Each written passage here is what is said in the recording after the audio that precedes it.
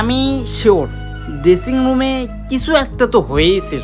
ওই জানোয়ারটা কই কই জানোয়ার থাকে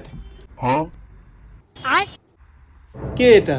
কতবার করে কলাম যে ঘরের বাজার থেকে একটু মধু অর্ডার করে দে, তাছাড়া নাহলে অর্ডার করে শিখে দে, তুই কোনোটাই দিলি না। এই দেখ প্রমাণ পাচ্ছ, দেখ দেখ ঘরের বাজারের মধু, খাঁটি মধু, দেখ দেখ জামসের মধু, দেখ ও রাশিয়ার বর্ডারের মধু সংগ্রহ করবে যায়, দেখ দেখ কি অবস্থা, মৌমাছি কামড় করছে, দেখ।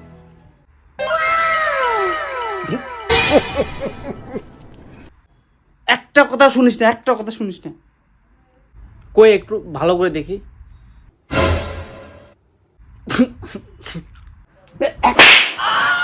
হাসি পায় ম্যাচের বিপদ দেখলে, হাসি পায় না?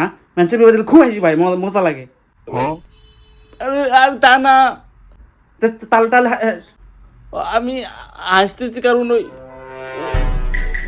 জামসেন মজুমদার যখন আসবি না দেশে, ওই এয়ারপোর্টে আসে তো ও আটকে আটকে দিবি।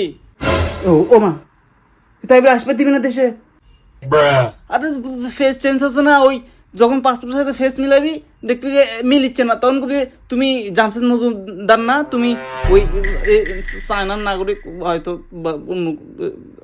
আটকে দিবি, আসবে দিবি না তো মধু পাবা না তুমি। তাই তো মধু আমি কেমনি পাবো? তুই এক কাজ কর, তুই এখন যা উজু কর, উজু করে এসে নামাজ পড়ে দোয়া করবি, যাতে জামসেদ মজুমদার দেশে আসতে পারে আর আমি যেন মধু পাই।